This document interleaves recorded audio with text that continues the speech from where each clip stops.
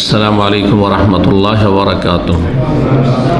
इन्नल हम्दुलिल्लाह नहमदुहु व नस्तईनुहु व नस्तगफिरुहु व नऊज़ु बिल्लाहि मिन शुरूरि अनफुसिना व मिन सय्यिआति अअमालिना मन यहदिहिल्लाहु फला मुदिल्ल लहु व मन युद्लिल फला हादिय लहु व अशहदु अन ला इलाहा इल्लल्लाहु वहदहु ला शरीका लहु व अशहदु अन्न मुहम्मदन अब्दुहु व रसूलुहु सल्लल्लाहु तआला अलैहि व अला आलिहि व सहबिहि व सल्लम तस्लीमान कसीरा। अम्मा बाद। सम्मानित दीनी भातृमंडলী, আল্লাহ রাব্বুল আলামিনের প্রশংসা এবং প্রিয় রাসূল সাল্লাল্লাহু আলাইহি সাল্লামের উপর সালাত ও সালামের পর আজ বৃহস্পতিবারের দিন গিয়ে জুমার রাত 22 রবিউল আউয়াল 1443 হিজরি মোতাবেক 28 অক্টোবর 2021 আমাদের সাপ্তাহিক বিষয়ভিত্তিক আলোচনা আমরা শুরু করেছি গত সপ্তাহ থেকে, যা দীর্ঘ সময় ধরে চলে আসছে। আর করোনার কারণে এই দীর্ঘ 1.5 থেকে 2 বছর কাছাকাছি বন্ধ ছিল। আল্লাহ রাব্বুল আলামিন যেন এই আলোচনাকে আমাদের স্থায়ী করার, কন্টিনিউ করার তৌফিক দান করেন। আজকে একটি গুরুত্বপূর্ণ বিষয় নিয়ে আলোচনা করব, যে বিষয়টির বর্তমানে প্রয়োজন। কারণ মুসলিমদের মাঝে এক শ্রেণীর লোক এমন আছে যাদের মধ্যে যেমন বাড়াবাড়ি রয়েছে, তেমন আর এক শ্রেণীর লোক যথেষ্ট সংখ্যায় তারা রয়েছে যাদের মধ্যে অনেক বেশি ছাড়াছাড়ি রয়েছে। আর ইসলাম হচ্ছে বাড়াবাড়ি আর ছাড়াছাড়ির মাঝখানে দিনুল ওয়াসাতিয়া, মধ্যম পন্থার দিন। ইসলামের আকিদা, ইবাদত, আখলাক, হালাল হারাম, বিধিবিধান সব হচ্ছে মধ্যম পন্থা। ইসলামের অপর নামই হচ্ছে আল ওয়াসাতিয়া, মধ্যম পন্থা। ইসলামের ভুল ব্যাখ্যা করে মধ্যম পন্থা তলাশ করলে হবে না। অথবা খেয়াল খুশি যেই সমাজে বাস করেন সেই সমাজে 2 শ্রেণীর লোক পাওয়া যাচ্ছে, তার মাঝামাঝি ধরে নিলে ওটাই মধ্যম পন্থা না।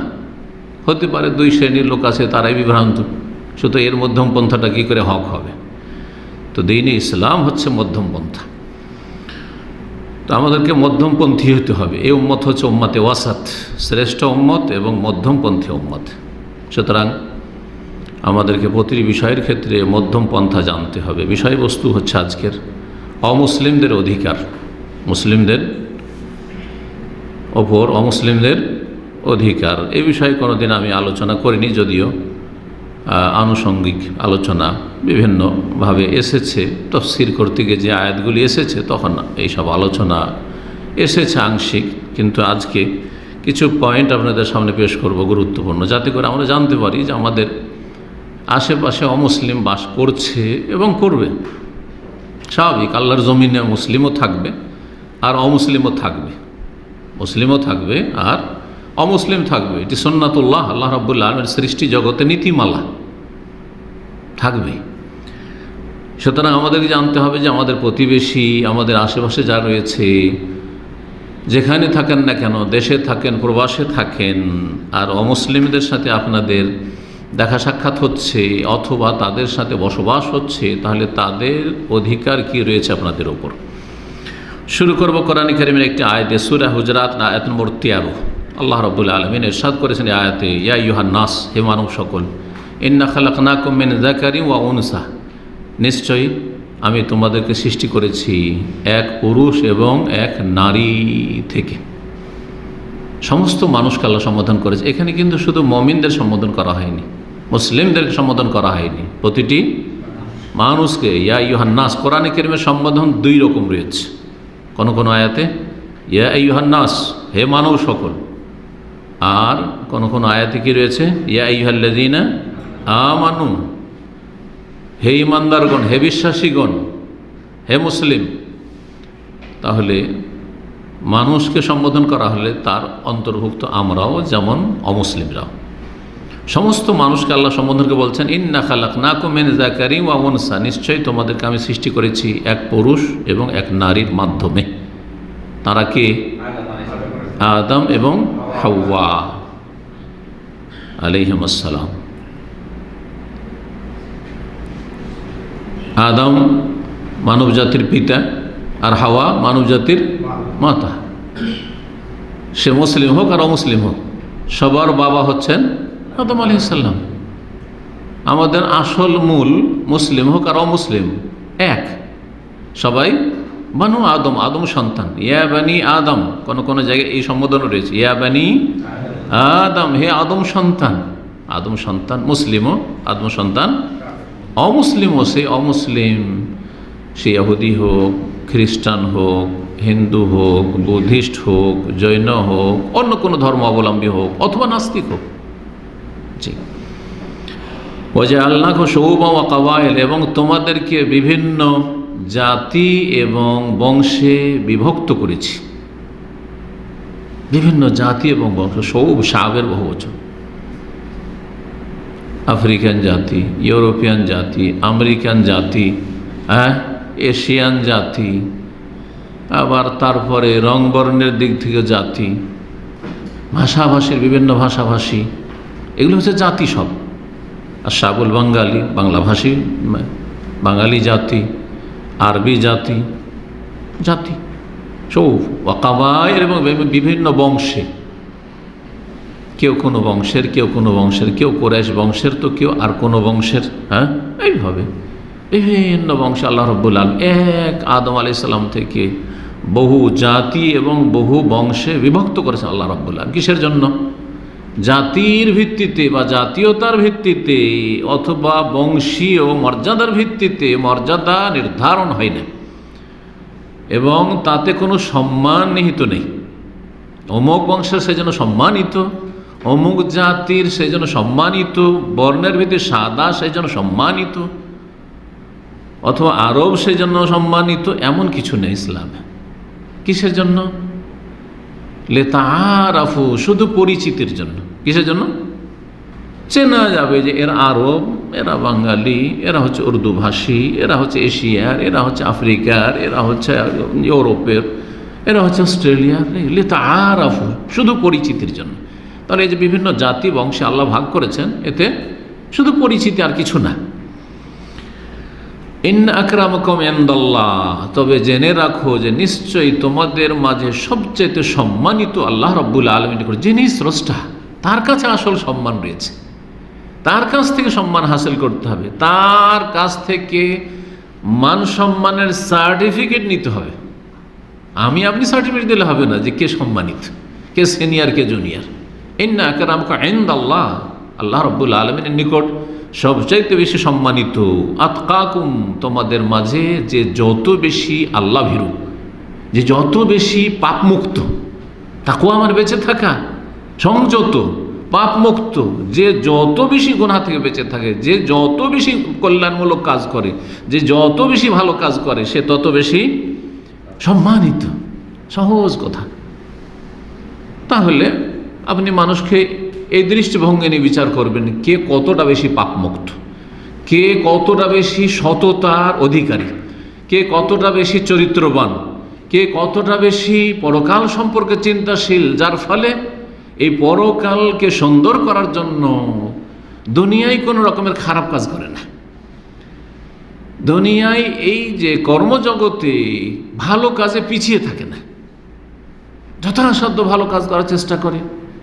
যে কোনো ক্ষেত্রে, স্রষ্টার হকের ক্ষেত্রে, সৃষ্টির অধিকারের ক্ষেত্রে ভালো কাজ করার চেষ্টা করে। মন্দ কথা কাজ থেকে, অবিচার, অন্যায়, খেয়ানত, আত্মসাৎ, বেঈমানি ইত্যাদি যতগুলি খারাপ দোষে, সবগুলি থেকে যে যত বেশি বেঁচে থাকে, সে তত বেশি সম্মানিত। ইন্নাল্লাহ আলিমুন খাবীর, আল্লাহ সব কিছু জানেন, কারণ তিনি সৃষ্টি করেছেন। কিসের উপর মর্যাদা রয়েছে? তিনি সূক্ষ্ম খবর রাখেন যে কে মর্যাদা পেতে পারে। সুতরাং মনে রাখবেন যে দিন ইসলাম সমস্ত মুসলিমদেরকে নির্দেশ দিয়েছেন উত্তম চরিত্রের। তার একটি গুরুত্বপূর্ণ হচ্ছে সুবিচার করতে হবে। ইন্নাল্লাহ ইয়ামুরু বিল আদল, প্রতিটি জুমার খুতবাতে প্রায় খতিবরা এই আয়াত কিন্তু পাঠ করে শেষখানে। নিশ্চয় আল্লাহ রাব্বুল আলামিন ইনসাফ, সুবিচার, ন্যায়ের কি করেছেন? হুকুম দিয়েছেন। ফরজ ন্যায় প্রতিষ্ঠা করা, সেটা যার সাথে হোক না কেন, আপনার সম্পর্কেও, আপনার পিতামাতার ক্ষেত্রেও, জি, অমুসলিমদের ক্ষেত্রেও, সবার ক্ষেত্রে। এবং যার যে অধিকার রয়েছে দেওয়ার, ইন্নাল্লাহ ইয়ামুরুকুম আন তুআদ্দুল আমানাতি ইলা আহলিহা, যার যে অধিকার রয়েছে, প্রাপ্য রয়েছে, দিতে হবে। বাপ মায়ের যে প্রাপ্য দিতে হবে ছেলে মেয়েদেরকে, ছেলে মেয়েদের প্রাপ্য দিতে হয় বাপ মাকে, স্ত্রীর ওপর ফরজ যে স্বামীর প্রাপ্য দেবে, এবং স্বামীর ওপর ফরজ যে স্ত্রীর প্রাপ্য দেবে। এইভাবে মুসলিম অমুসলিমকে প্রাপ্য দেবে। আমার ওপরও একজন অমুসলিমের অধিকার রয়েছে, তা আমি দেব। এবং একজন অমুসলিম, আমরা তার পাশে বাস করি, তাদের পাশে বাস করি, বা তার পাশে বাস করি, সুতরাং তার ওপর আমার অধিকার রয়েছে, রাইটস রয়েছে, সেটা তাদের দিতে হবে। এটা হচ্ছে আল্লাহর হুকম। ইসলাম এই শিক্ষা দিয়েছে আমাদেরকে। এবং জুলম অত্যাচার আল্লাহ হারাম করেছেন, ইসলামে নিষিদ্ধ জুলম, সেটা যে কারো ক্ষেত্রে হোক না কেন, জুলম অত্যাচার করা, অবিচার করা হারাম। সুতরাং অমুসলিমদের সাথে আমাদেরকে কী করতে হবে? সুবিচার করতে হবে। অবিচার করা হারাম। ন্যায় প্রতিষ্ঠা করতে হবে। তাদের সাথে খারাপ আচরণ করা হারাম, অত্যাচার হারাম। এই জন্য এই ইসলামের শিক্ষা মুসলিমরা যুগে যুগে সর্বদা যথাসাধ্য পালন করেছে, এবং যত সুন্দর করে ইসলামকে পালন করেছে তত বেশি আল্লাহর জমিনে শান্তি নেমে এসছে। নিজেরাও শান্তিতে বাস করেছে, অন্যদেরকেও শান্তিতে রেখেছে। এই জন্য যেখানে যেখানে ইসলাম পৌঁছেছে, মুসলিমরা পৌঁছেছে, সেখানে অমুসলিমরা যে বসবাস করেছে তারা স্বাধীনভাবে নিজ নিজ ধর্ম পালন করেছে। আমরা জানা যে ভারতে, আমরা যে ভারত উপমহাদেশের লোক, সে পাকিস্তানের লোক বর্তমান হন, আর ইন্ডিয়ার হন, আর বাংলাদেশের হন, সব ভারত উপমহাদেশ, তাই না? ভারত উপমহাদেশে 800 বছর মুসলিম রাজত্ব করেছে। তার মধ্যে সবচেয়ে বেশি বড় পিরিয়ড হচ্ছে মোগলদের, তাছাড়া অন্যরাও ছিল, অন্য মুসলিমরা ছিল। মুসলিমদের এত দীর্ঘ সময় ধরে রাজত্ব থাকা সত্ত্বেও সেই দেশে এখনও অমুসলিম সংখ্যাগরিষ্ঠ। এমনকি মুসলিম আমলেও, যখন মুসলিম রাজত্ব ছিল, তখনও অমুসলিমরা সংখ্যাগরিষ্ঠ। তাহলে যদি মুসলিমরা জুলম অত্যাচার করত, মুসলিমরা যদি সুবিচার কায়েম না করত, মুসলিমরা যদি অন্যায় করত, তাহলে কি এটা সম্ভব ছিল? নিশ্চয় করেননি। যে কোনো দেশে যেখানে ইসলাম গিয়েছে, মুসলিমরা গিয়েছে, সেখানকার অধিবাসী যারা ইসলাম কবুল করেছে, স্বেচ্ছায় করেছে, না করলেও তারা সুখে শান্তিতে থেকেছে, তারা ন্যায্য অধিকার পেয়েছে মুসলিমদের কাছে, এবং মুসলিম শাসন আমলে তারা নিরাপদ এবং তাদের যে অধিকার রয়েছে সেগুলি হাসিল করেছে। কোনো রকমের তাদের সাথে অবিচার করা হয়নি, অন্যায় অত্যাচার করা হয়নি। এই নির্দেশ ইসলামের। সূরা মায়েদার প্রথম আয়াত আল্লাহ রাব্বুল বলছে, ইয়া আইয়ুহাল্লাযীনা আমানু আউফু বিল উকুদ, হে ঈমানদারগণ, তোমরা তোমাদের চুক্তি পুরা করো। জি, যে কোনো দেশে একটা চুক্তি আছে, চুক্তি আছে। মুসলিমদের অমুসলিমদের সাথে চুক্তি আছে। যদি মুসলিম দেশ হয়, তাহলে অমুসলিমদেরকে যদি সেখানে ভিসা দিয়ে নিয়ে আসা হয়, তাহলে তাদের অধিকার রয়েছে, তাই না? চুক্তির ভিত্তিতে সে এসেছে। যদি সেখানকার নাগরিক হয়, তাহলে নাগরিক হিসাবে সেই দেশে তাদের ন্যায্য অধিকার রয়েছে। এটাই চুক্তি।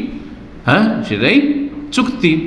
এক দেশের, একটি মুসলিম দেশের আর একটি অমুসলিম দেশের সাথে যে কূটনৈতিক সম্পর্ক রয়েছে, এটি হচ্ছে চুক্তি, কূটনৈতিক চুক্তি। আউফু বিল উকুদ, আল্লাহ বলছেন যে তোমরা তোমাদের চুক্তিকে পূর্ণ করো। মুসলিমদের ওপর অমুসলিমদের যে অধিকারগুলি রয়েছে, আর কথা না বাড়িয়ে আমরা একটা একটা করে গণাই, আর চেষ্টা করব প্রতিটির ক্ষেত্রে দলিল পেশ করার। প্রথম হচ্ছে বিশ্বাসের ক্ষেত্রে স্বাধীনতা। এতেকাদ, বিশ্বাসের ক্ষেত্রে বা ধর্মীয় ক্ষেত্রে স্বাধীনতা। অমুসলিমদের পূর্ণ স্বাধীনতা রয়েছে তাদের নিজ নিজ ধর্ম পালন করার ক্ষেত্রে। জি হ্যাঁ, তাদের আকীদা, বিশ্বাস নিয়ে তারা বসবাস করবে, জীবনযাপন করবে।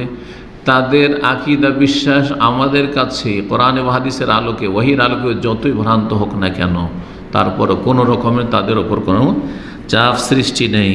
তারা তাদের দিন ধরে থাকবে, তাদের দিন, তাদের ধর্ম পালন করবে। আল্লাহ রাব্বুল আলামিন মর্মে ইরশাদ করেছেন প্রসিদ্ধ আয়াত লা ইকরাহা ফিদ্দিন, আয়াতুল কুরসির পরের আয়াতই হচ্ছে সূরা বাকারায় লা ইকরাহা ফিদ্দিন, 256 নম্বর আয়াত। কি আল্লাহ কি বলছেন? লা ইকরাহা ফিদ্দিন কাদ তাবায়্যানা রুশদু মিনাল গাই।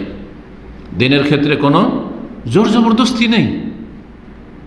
হ্যাঁ, তাদের কল্যাণকামী, সেই জন্য তাদেরকে আহ্বান করব কল্যাণের দিকে, কিন্তু কোনো রকমের জোর জবরদস্তি নেই। কারণ আল্লাহ রাব্বুল আলামিন চান মানুষকে আপনি এক প্ল্যাটফর্ম নিয়ে আসতে পারবেন না, কখনো পারবেন না। সূরা ইউনূসের আয়াত নম্বর 99-তে আল্লাহ ইরশাদ করেছেন, ওয়ালাউ শাআ রাব্বুকা লাআমানা মান ফিল আরদি কুল্লুহুম জামিয়া। হে নবী, তোমার প্রতিপালক যদি চাইতেন জবরদস্তি করে অন্তরকে ফিরিয়ে দেব, আল্লাহর হাতেই অন্তর, আল্লাহর হাতেই মানুষের হৃদয়, অন্তর, হার্ট। সুতরাং আল্লাহ বলছেন যে ওয়ালাউ শাআ রাব্বুকা, হে নবী মুহাম্মদ, তোমার রব পালনকর্তা যদি চাইতেন তাহলে আমানা মান ফিল আরদি কুল্লুহুম জামিয়া, পৃথিবীতে ভূপৃষ্ঠে যারাই রয়েছে সবাই ঈমান নিয়ে আসতো, কেউ অমুসলিম থাকতো না। কিন্তু আল্লাহ এটা চাননি, আল্লাহ এটা চাননি, সৃষ্টিগতভাবে চাননি, কিন্তু শরীয়তগত চেয়েছেন। বলেছেন ঈমান নিয়ে আসো, বিশ্বাস করো, হ্যাঁ, আমার আসমানি বিধান মেনে চলো। এগুলো হচ্ছে শরঈ হুকুম, শরঈ চাওয়া। কিন্তু সৃষ্টিগত চাওয়া যে মানুষকে আল্লাহ কি করেছেন, স্বাধীন চিন্তা চেতনা দিয়ে পয়দা করেছেন। স্বাধীনভাবে ছেড়ে দিলাম, এই যে দুটো রাস্তা যাচ্ছে ওই রাস্তার মোড়ে ছেড়ে দিলাম। ওয়াকুলিল হাক্কু মির রাব্বিকুম, রবের পক্ষ থেকে সত্য আগত হয়েছে। ফামান শাআ ফালিউমিন, সুতরাং কেউ চাইলে বিশ্বাস করো, ঈমান নিয়ে আসো, মুসলিম হও। ওমান শাআ ফালিয়াকফুর, আর যদি কেউ না চায় তো অমান্য করুক। স্বাধীন, স্বাধীন। তো এই যে ধর্মীয় স্বাধীনতা দেওয়া হয়েছে অমুসলিমদেরকে, সেই ক্ষেত্রে কোনো রকমের হস্তক্ষেপ কোনো সরকারও করার অধিকার রাখে না, কোনো ব্যক্তিও রাখে না, কেউ রাখে না। যদি করে তাহলে অন্যায় করে, জালেম। 2 নম্বর হচ্ছে তাদের সাথে সদাচরণ করবে, আল মুআমালাতুল হাসানা, ভালো আচরণ করবে অমুসলিমদের সাথে। যেমন তাদের যারা দুর্বল তাদের সাথে নম্র ব্যবহার করবে, দুর্বলদের সাথে দুর্বলকে সহযোগিতা করবে। আর্থিক দিক থেকে কেউ যদি অভাবী হয় তাহলে আর্থিক সাহায্য করবে। সুতরাং অমুসলিম আপনার আশেপাশে যদি ফকির গরিব মিসকিন থাকে তাদেরকে অন্নদান করবেন, সাহায্য সহযোগিতা করবেন, যে কোনো সহযোগিতা করতে পারেন। একজন লোক অসুস্থ, অমুসলিম, চিকিৎসার প্রয়োজন, আপনি চিকিৎসার ব্যবস্থা দেবেন, চিকিৎসার জন্য নিয়ে যাবেন তাকে, হাসপাতালে নিয়ে যাওয়ার কেউ নেই, অধিকার এগুলো। যেমন মুসলিমের অধিকার এটা, তেমনই অমুসলিমেরও এই অধিকারগুলি রয়েছে। তাদের ক্ষুধার্ত যারা, পেটে খাবার নেই, পিপাসিত একজন অমুসলিম পানি চাইছে, অথবা খাবার নেই, জানছেন যে পাশের পরিবার, আমি জানতে পারছি এদেরকে আমার গ্রামে অথবা আমার প্রতিবেশী অথবা দূরে আছে কিন্তু জানি যে অনাহারে মরছে, আপনি রিলিফ দেবেন, সাহায্য করবেন, আপনি খাবার পৌঁছাবেন, এই শিক্ষা ইসলাম দিয়েছে। নম্র ভাষায় কথা বলবে এবং তাদের ধন সম্পদ পরিবার পরিজনের সুরক্ষা নিশ্চিত করবে। সুতরাং একজন মুসলিম কখনো অমুসলিম নারীর দিকে কুদৃষ্টি নিক্ষেপ করতে পারে না। এই জন্য যারা ধার্মিক মুসলিম, একটা অমুসলিম নারী যদি অর্ধ উলঙ্গ হয়ে চলাফেরা করে, বেহায়া হয়ে চলাফেরা করে, কারণ তাদের ধর্মে হেজাব নেই, পর্দা নেই, সুতরাং স্বাধীন যে কোনোভাবে চলতে পারে, দেখলেই কি করবে, আল্লাহর হুকুম পালন করবে। অকুল্লিল মুমিনিনা ইয়াগুদ্দু মিন আবসারিহিম, মুমিনদেরকে বলো, পুরুষদেরকে, যে দৃষ্টি অবনমিত করো, দৃষ্টি ঝুঁকিয়ে দাও, দেখিও না। এই নয় যে মুসলিম মেয়ের দিকে খারাপ নজর দেবো না, কিন্তু অমুসলিম মেয়ে যেহেতু খোলামেলা চলছে, হ্যাঁ, ইহুদি খ্রিস্টান মেয়ে, সুতরাং তার দিকে নজর দেব না, মোটেই না। এবং যে কোনো ক্ষেত্রে সহযোগিতার প্রয়োজন হলে সহযোগিতা করবে, যদি তারা ইসলাম বিদ্বেষী না হয়। আল্লাহ রাব্বুল সূরা মুমতাহানা আয়াত নম্বর 8 বলেছে, লা ইয়ানহাকুমুল্লাহ, আল্লাহ তোমাদেরকে নিষেধ করছেন না, মানে আল্লাহ পারমিশন দিচ্ছেন, অনুমতি দিচ্ছেন, কিসের, কাদের সম্পর্কে, আনিল্লাযীনা লাম ইউকাতিলুকুম ফিদ্দীন, যারা ধর্মীয় বিষয়ে তোমাদের বিরুদ্ধে লড়াই করে না, তোমরা স্বাধীনভাবে তাদের পাশে ধর্ম পালন করছো তাদের দেশে, আর তারাও নিজ নিজ ধর্ম পালন করছে, ধর্মের জন্য তোমাদের বিরুদ্ধে লড়াই করে না। ওয়ালাম ইউখরিজুকুম মিন দিয়ারিকুম, তোমাদের বাড়িঘর থেকে মাতৃভূমি থেকে বহিষ্কার করে না। হ্যাঁ, যদি এরকম হয় মাতৃভূমিতে বহিষ্কার করছে তাহলে অপরাধী, মাতৃভূমিতে বহিষ্কার করছে তাহলে অপরাধী। সুতরাং বার্মার মুসলিমদেরকে যে দেশ থেকে বহিষ্কার করছে তাহলে অপরাধী তারা, এই আয়াতের আওতাভুক্ত তারা নয়। তো আল্লাহ বলছেন যে তারা তোমাদের বিরুদ্ধে ধর্মীয় বিষয় নিয়ে লড়াই করে না, আর তোমাদেরকে তোমাদের ঘর বাড়ি থেকে বহিষ্কৃত করে না।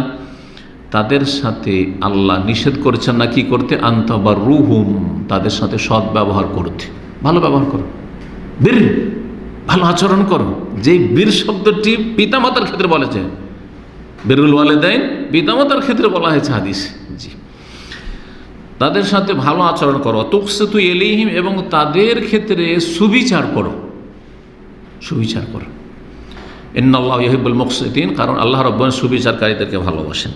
3 নম্বর অধিকার হচ্ছে মুসলিমদের ওপর যে তারা মানুষ, অমুসলিমরাও আমাদের মতো কি মানুষ, সুতরাং মানুষ হিসাবে মানুষকে কি করবে, শ্রদ্ধা সম্মান করবে।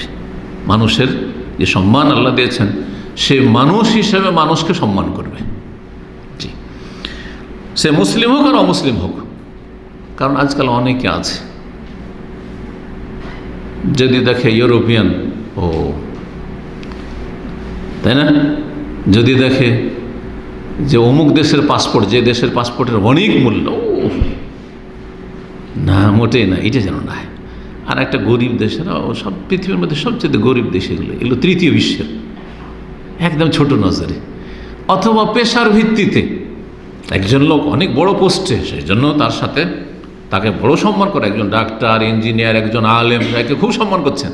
কিন্তু একজন ক্লিনার রাস্তা সাফ করছে, ডোম মেথর, অমুসলিম, রাস্তা সাফ করছে, তারও মানুষ হিসেবে মানবাধিকার রয়েছে।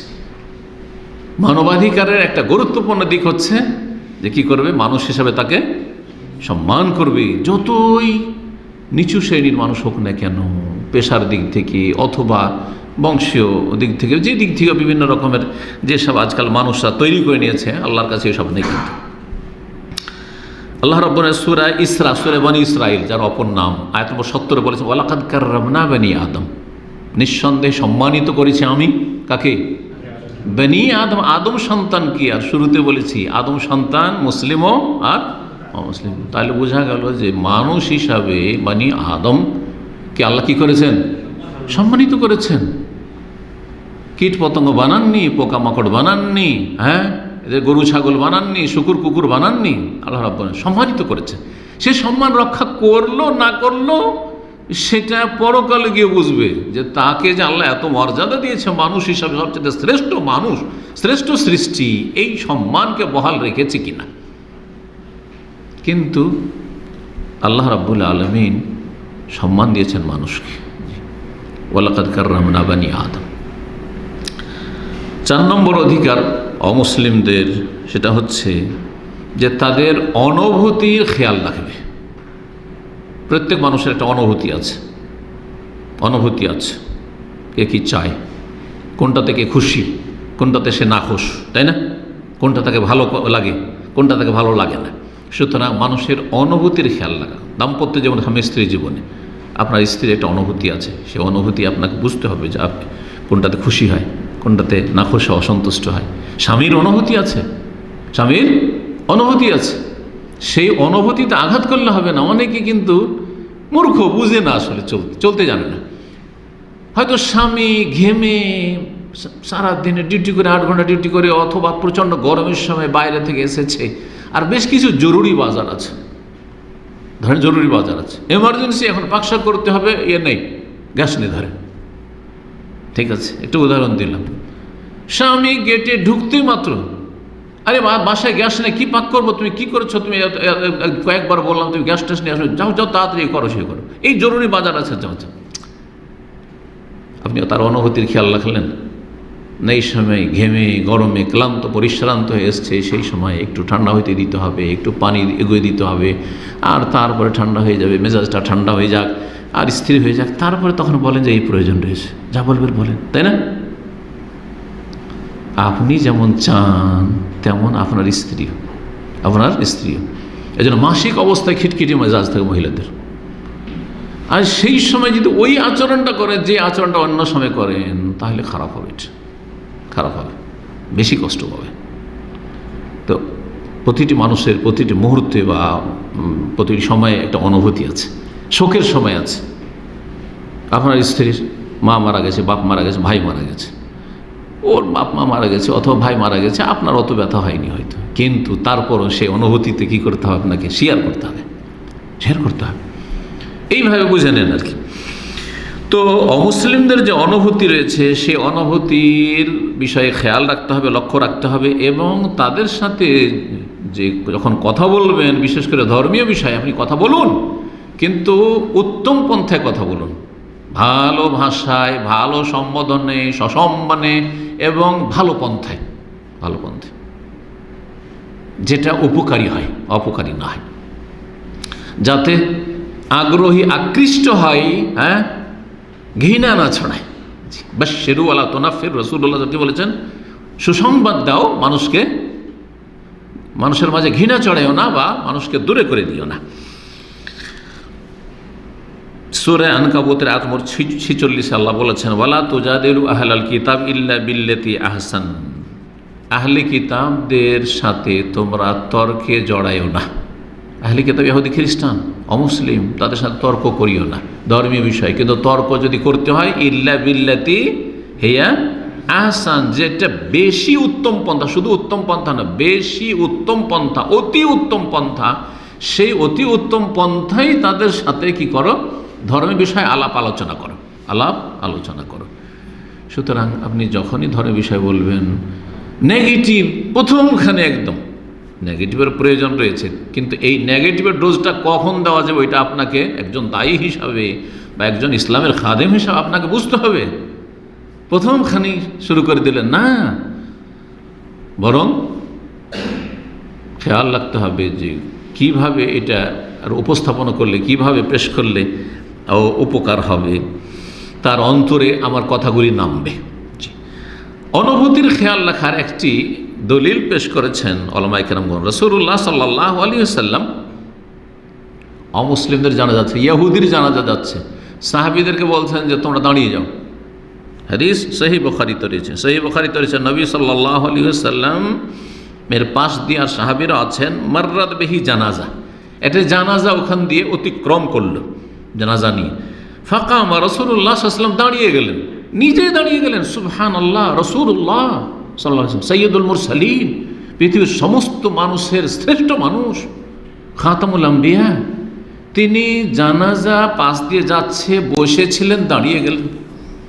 ফাকিল আল্লাহু, তখন তাকে সাহাবীরা বললেন, ইন্নাহা জানাজা তো ইহুদি, ইয়া রাসূলুল্লাহ, এটি ইহুদির জানাজা, ইহুদির মৃতদেহ যাচ্ছে, ইহুদির লাশ নিয়ে যাচ্ছে, আপনি দাঁড়ালেন কেন? ফাকালা, উত্তরে কি বলেছিলেন আমি জানতাম না। আলাইসাত নাফসান, সেটা কি মানুষ নয়? হ্যাঁ, সেটা কি মানুষ নয়? সে মানুষ। এই যে অনুভূতি, ওই যারা নিয়ে যাচ্ছে, দেখবে যারে ইসলামের রসুল, আমাদের জানাজা, মৃতদেহ নিয়ে যাওয়া হচ্ছে, দাঁড়িয়ে গেছে, বসেছিল, দাঁড়িয়ে গেছে, অন্তরকে আকৃষ্ট করবে না, করবেন না? তাদের অনুভূতি, তারা শোকে আছে, তাদের আপনজনরা, ওই মৃতের আপনজনরা শোকে আছে। সেই সময় আপনি এইভাবে কি করলেন? তাদের অনুভূতির খেয়াল রাখলেন।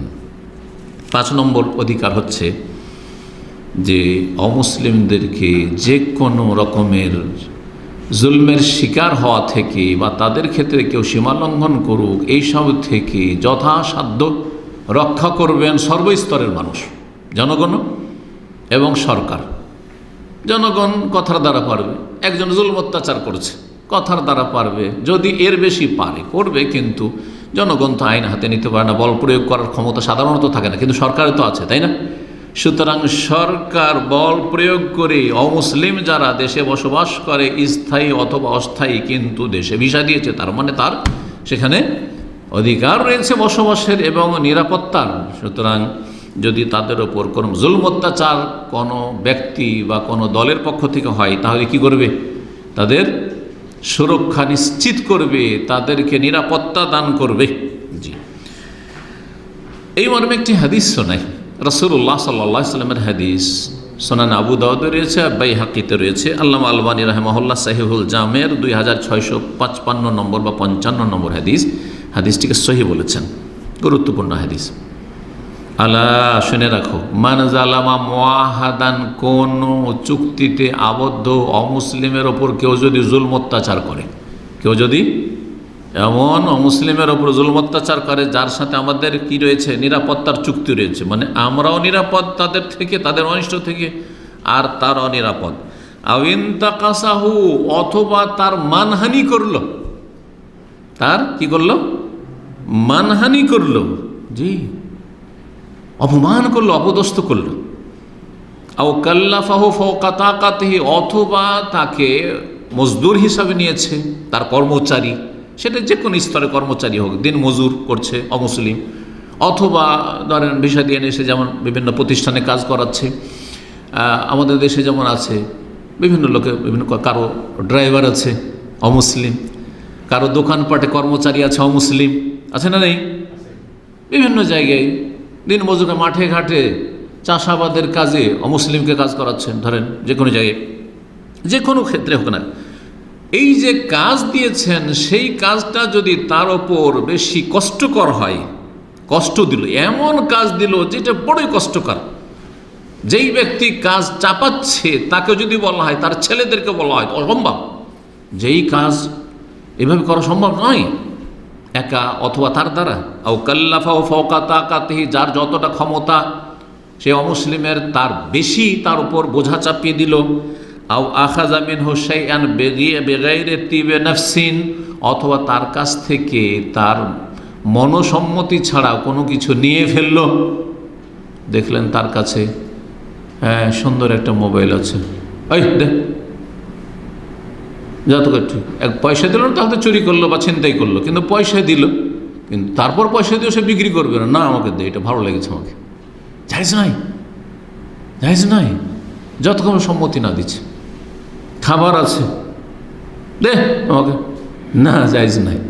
কোনো কিছুর ক্ষেত্রে যতক্ষণ পর্যন্ত সন্তুষ্ট হয়ে না দিচ্ছে, কোনো কিছু যদি কেউ নিয়ে নেয় অসম্মতি থাকা সত্ত্বেও, এই কাজগুলি যদি করে, জুলুম করে, মানহানি করে, অপমান অপদস্থ লাঞ্ছিত করে, অথবা তার যে ক্ষমতা তার বেশি ক্ষমতার বাইরে যদি অতিরিক্ত কাজ দেয়, অথবা কোনো কিছু তার কাছ থেকে নিয়ে নেয়, লুটপাট করে নিল, চুরি করে নিল, ডাকাতি করে নিল, ছিনতাই করে নিল, অথবা যে কোনো কিছুর ক্ষেত্রে যা করলো নিল, ফানা হাজিজহু ইয়াউমাল কিয়ামা, তাহলে আমি সেই অমুসলিমের পক্ষ থেকে সেই মুসলিমের বিরুদ্ধে কিয়ামতের ময়দানে বিচার দিবসে কি করব, বাদী হব,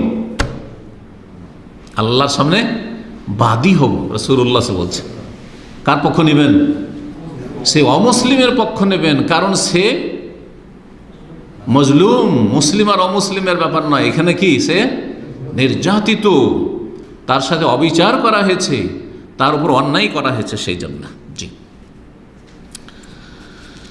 ইমাম সৈয়দী রহমতুল্লাহ আলাইহি তার একটি কিতাব রয়েছে মাতালিবুল নুহা, তাতে বলেছেন ইয়াজিবু আলাল ইমাম, মুসলিম শাসকের উপর ফরজ হিফজু গায়রিল মুসলিমিন, মুসলিম দেশে যে সংখ্যালঘু আছে বা যেসব মুসলিম রয়েছে, আর মুসলিম শাসক সংখ্যাগরিষ্ঠও থাকতে পারে, কখনো হয়তো সংখ্যাগরিষ্ঠ অমুসলিম, কিন্তু মুসলিম শাসক, শাসক মুসলিম, যে কোনো স্তরের শাসক হোক, সে ওপর মহলের শাসক হোক অথবা এলাকার কেউ হোক, ধরেন ডিসি হোক, ডিএম হোক, এসপি হোক, অথবা ধরেন আপনার এমপি হোক, যার হাতে ক্ষমতা আছে, যে কোনো মুসলিম শাসকের ওপর ফরজ হচ্ছে হেফজু গাইরিল মুসলিমিন, অমুসলিমদের সুরক্ষা নিশ্চিত করা। ওমান ও মাইয়ুযিহিম, কেউ যদি তাদের কষ্ট দেয় তাহলে কষ্ট যেন না দিতে পারে প্রতিরোধ করা। যারা অন্যায়কারী, যারা জুলম অত্যাচার করবে বা কষ্ট দেবে, সেই কষ্ট যাতে না দিতে পারে, অথবা যারা কষ্ট দেবে তাদেরকে পানিশমেন্ট করা। ওয়াফাক্কু আসরিহিম ওয়া দাফু মান কাসাদাহুম বিআদান, কেউ যদি অন্যায়ভাবে তাদের বন্দী করে তাহলে তাদেরকে বন্দিমুক্ত করা, অন্যায়ভাবে যদি বন্দী করে, অপরাধী মুসলিম অপরাধী হলেও বন্দী করতে হবে, অমুসলিম অপরাধী হলেও বন্দী করতে হবে যদি অপরাধী হয়, কিন্তু অপরাধী যদি নির্দোষী হয় তাহলে তাকে মুক্ত করবে। এবং যারা তাদের ওপর জুলম অত্যাচার করতে চায় তাদের প্রতিহত করা, তাদের কি করা, প্রতিহত করা। 6 নম্বর অধিকার মুসলিমদের ওপর হচ্ছে সামাজিক সংহতি, তাকাফুল ইজতিমাই বলা হয় এটাকে, সামাজিক সমাজে যে বসবাস করছে মুসলিমদের সাথে অমুসলিমরা, একটা সামাজিক কী রয়েছে, সংহতি, ঐক্য, সমাজের যে সহাবস্থান, একসাথে বসবাস করা, এই বিষয়গুলি। এই ক্ষেত্রে যদি দেখা যায় যে সেখানে এমন কিছু লোকেরা বসবাস করছে অমুসলিম মুসলিমদের সাথে, যারা অসহায়, যারা নিজের রোজগার করতে সক্ষম নয়, বার্ধক্যে পৌঁছে গেছে, বিধবা, অনাথ, ইয়েতিম, যাদের কোনো ইনকাম সোর্স নেই, তাহলে কি করতে হবে? তাদের সরকারের উপর ফরজ হচ্ছে ওয়াজিবুন আলা দাওলাল ইসলামিয়া, মুসলিম সরকারের ফরজ হচ্ছে তাদের কি করা? তাদের সহযোগিতা করা, তাদের পাশে দাঁড়ানো। যেমন মুসলিমদের করবে তেমন এই ক্ষেত্রে অমুসলিমদের করবে। এই নয় যে শুধু অমুসলিমদেরকেই দিবে ভাতা আর মুসলিমদের দেবে না, এটা নয়। যেমন মুসলিমদেরকে ভাতা দিয়ে মুসলিমদের মধ্যে যারা অসহায় রয়েছে, বৃদ্ধ, তার দেখাশোনার কেউ নেই। দেখেন পশ্চিমা দেশে কিন্তু এইগুলো আইন অনেক আছে। যারা পশ্চিমা দেশে সম্পর্কে খবর রাখেন অথবা পশ্চিম দেশে যারা আত্মীয় স্বজন আছে খবর নেবেন, মা বাবাকে নিয়ে গেছে, বুঝতে পারছেন? আর পশ্চিমা দেশে মা বাবার খরচ সরকার দিচ্ছে, কারণ ওর ইনকাম করার বয়স নেই, 60-70 উপরে হয়ে গেছে, একটা বয়স আছে 60-এর উপরে বা কিছু, জি খরচ দিচ্ছে, যথেষ্ট খরচ, তার বাসা ভাড়া হয়ে যাবে, তার খাওয়া দাওয়া হয়ে যাবে, তাদের চিকিৎসা ফ্রি, চিকিৎসা ফ্রি। কিন্তু যারা ইনকাম করে না, তাদের জন্য চিকিৎসা ফ্রি না, তাদের ইন্স্যুরেন্স লাগবে, তাদেরকে ট্যাক্স ভরতে হবে, ট্যাক্স দিলে তার বিকল্প তারা কিছু দিচ্ছে, এমন না যে শুধু ট্যাক্স নিচ্ছে আর কিছু দিচ্ছে না, দিচ্ছে। জি, এইরকমই আমি জানি, এমন পরিবারকে জানি যেই পরিবারে প্রতিবন্ধী আছে, প্রতিবন্ধীর পুরো খরচ দিচ্ছে, সেই প্রতিবন্ধীর খরচে প্রতিবন্ধীরও ভরণ পোষণ হচ্ছে, আর ওর মা আছে, ওর বাবা ছেড়ে চলে গেছে। এরকম বহু ঘটনা আছে, আর বহু এরকম ফ্যামিলির সাথে আমার মানে পরিচিতি আছে পশ্চিমা দেশে। ওই প্রতিবন্ধীর খরচে ওর মায়েরও খরচ আছে। চাকরি যদি না থাকে, চাকরি পায়, চাকরি করছিল একজন, চাকরি ছুটে গেছে, না খেয়ে মরবে।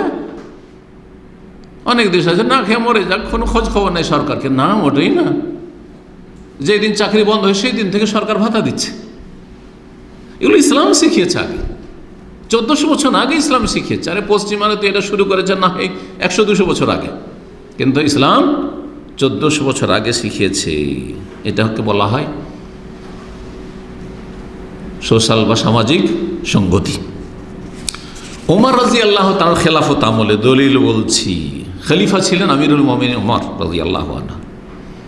তিনি একদিন কোনো এক এলাকাতে অতিক্রম করছেন, কোন একটা মুসলিম বাড়ি বা অমুসলিম বাড়ি, বাড়ির বাইরে একজন ভিক্ষু, বৃদ্ধ ভিক্ষু ভিক্ষা করছে, চাইছে কিছু। তখন ওমর রাদিয়াল্লাহু তাআলা জিজ্ঞেস করলেন, যারে তুমি এইরকম কেন ভিক্ষা করছো, কিসের জন্য চাইছো, তোমার কি অভাব আছে?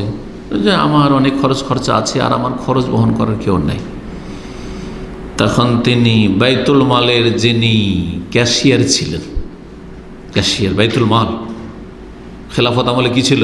বাইতুল মাল, সরকারি ফান্ড, সরকারি ফান্ডের যিনি দায়িত্বশীল, তাকে সাথে সাথে ফরমান জারি করলেন। প্রথম কথা, অন্য রাতে একটু বিস্তারিত রয়েছে, নিজের বাড়ি থেকে তখনই কিছু দিয়ে দিলেন তাকে, তুমি ভিক্ষা করিও না, ভিক্ষার পেশা ভালো না, ভিক্ষা করিও না তুমি, তাকে তখনকার মতো তার প্রয়োজন মিটিয়ে দিলেন। আর বাইতুল মালের যে দায়িত্বশীল তাকে বললেন যে অনজুর হাজাল ইয়াহুদি, জিজ্ঞেস করলেন যে তোমার ধর্ম কি? বলছে ইহুদি। ইহুদি তুমি এরকম ভিক্ষা করছো কেন?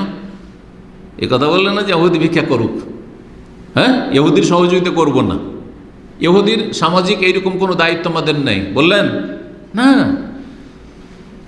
মনজুর হাজাল ইহুদি, এই ইহুদিকে দেখো, শেখুন কবিরুন দরিরুল বাসার, অত্যন্ত বেশি বৃদ্ধ হয়ে গেছে এবং দুই চোখ অন্ধ হয়ে গেছে, দুই চোখে ভালো করে দেখে না। ফাওয়াল্লাহি মা আনসাফনাহু, যদি এই অবস্থায় ভিক্ষা করতে থাকে এই ইহুদি, অন্ধ মানুষ, বৃদ্ধ মানুষ, তাহলে আমরা সুবিচার করলাম না, ইনসাফ করলাম না, অবিচার করলাম। কে বলছেন? এই উম্মতের তৃতীয় ব্যক্তি রাসূলুল্লাহ সাল্লাল্লাহু আলাইহি ওয়াসাল্লাম, তারপরে 2 নম্বর আবু বকর, তারপরেই ওমর রাদিয়াল্লাহু তাআলা আনহু আজমাইন। চিন্তা করেন, ইসলাম এই শিক্ষা দিয়েছে। আমরা ইনসাফ করিনি, এই ভিক্ষা যদি করতে থাকে তাহলে আন আকালনা শাবিবাত, যৌবনকালে সে এই দেশে কাজ করলো আর তারপরে তার ওপর যে জিজিয়া ছিল সেটা দিতে থাকলো, সুম্মা নাখজুলুহু ইনদাল হারাম, তারপর বার্ধক্য এসেছে তখন তাকে অসহায় ছেড়ে দেব। বার্ধক্য এসেছে তখন সে ইনকাম করতে পারছে না, উপার্জন করতে পারছে না, তাকে অসহায় ছেড়ে দেব, এটা চলবে না। এই বর্ণনাটি ইমাম আবু ইউসুফ রাহিমাহুল্লাহ, ইমাম আবু হানিফা রাহিমাহুল্লাহ সবচেয়ে বড় ছাত্র কে ছিলেন? ইমাম আবু ইউসুফ রাহিমাহুল্লাহ। তার একটি কিতাব রয়েছে কিতাবুল খারাজ, কিতাবুল খারাজের 126 পৃষ্ঠায় রয়েছে। 7 নম্বর অধিকার অমুসলিমদের, যেমন মুসলিমরা কাজকর্ম করার স্বাধীনতা রাখে, উপার্জনের স্বাধীনতা রাখে, ব্যক্তি মালিকানার স্বাধীনতা রাখে, নর হোক আর নারী হোক।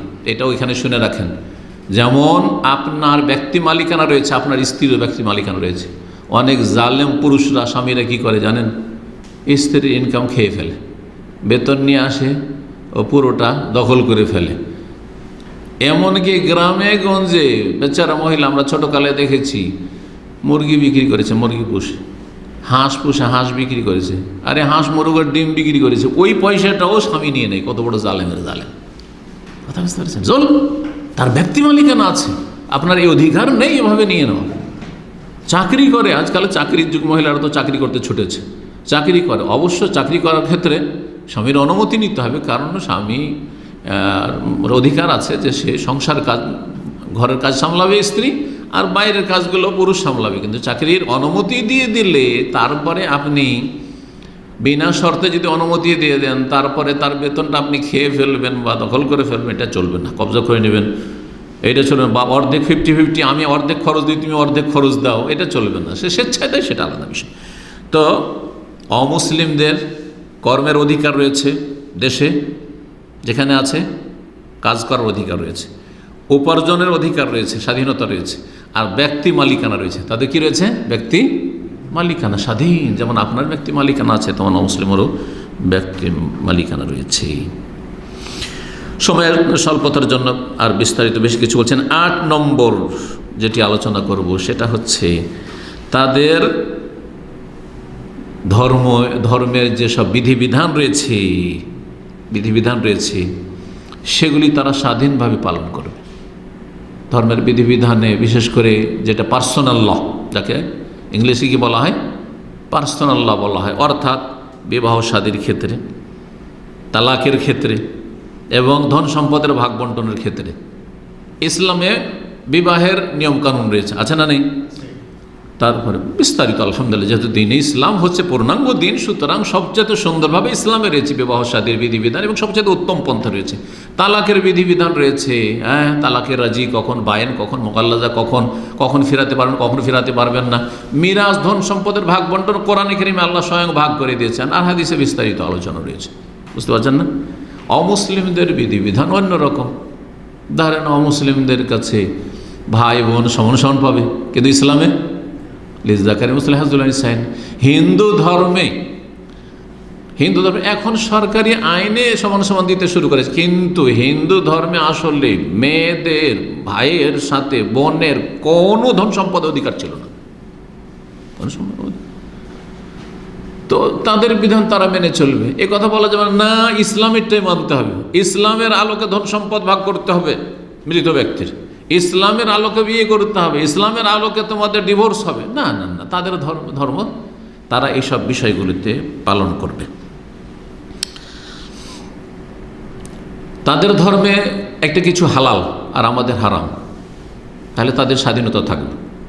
যেমন ধরেন অমুসলিম বিড়াল খাচ্ছে, খ্রিস্টান শুকুর খাচ্ছে না, যদিও শুকুর খাওয়া খ্রিস্টান ধর্মেও হারাম, কিন্তু তারা খাচ্ছে, ধর্মের পরোয়া না করে খাচ্ছে। সুতরাং একজন খ্রিস্টান বাস করলে তাদের স্বাধীনতা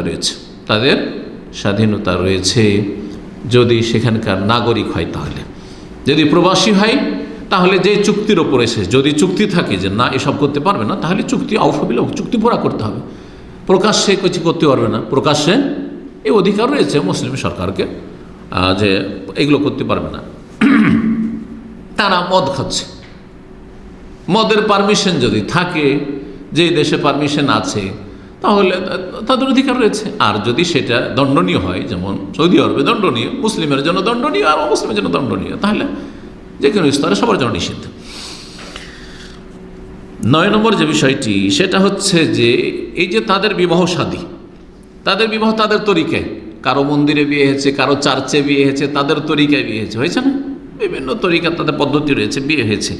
এই বিবাহের যে প্রভাব পড়ে মানব জীবনের ওপর বা নাব্যন্ত জীবনে, যেমন বংশ সাব্যস্ত হওয়া, তারপরে মোহর, আমরা যেটাকে মোহর বলছি, যেটা দিয়েছে মেয়েকে, এইরকমই যদি তালাকের ক্ষেত্রে, তালাক হলো তো ইদ্যত ইত্যাদি, এইসব বিষয়গুলির ক্ষেত্রে তাদের স্বাধীনতা রয়েছে এবং তারা তাদের ধর্মের আলোকে এগুলো সিদ্ধান্ত নেবে। এবং বংশ পরিচয়, আমাদের দিন ইসলাম উদাহরণ দিলে বুঝবেন, একজন মানুষ বিয়ে করার পরে 6 মাসের আগে যদি বাচ্চা ভূমিষ্ঠ হয়ে যায়, তাহলে সেই বাচ্চা কার?